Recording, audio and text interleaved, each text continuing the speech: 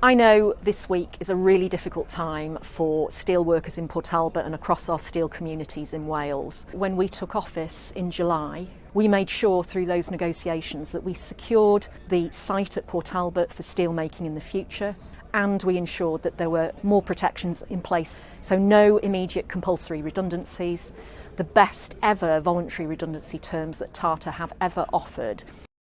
The transition board that I chair is there to make sure that we look after everybody affected by the closure of the blast furnace.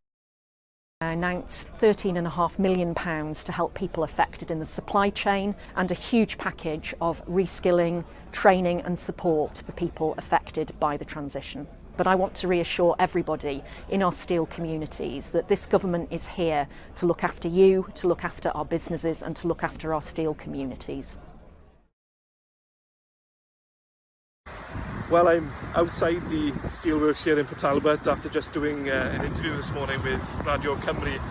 It's hard to find the words, to be honest. I mean, this is a historic moment, but it's also quite a distressing moment for many people. You know, the end of 200 years of blast furnace steel making coming to an end here in Port Talbot. I think the sad thing for me is that this never really had to happen. This wasn't an inevitability. I mean, solutions, alternatives were put forward by Cymru, by the trade unions, but all of them ignored.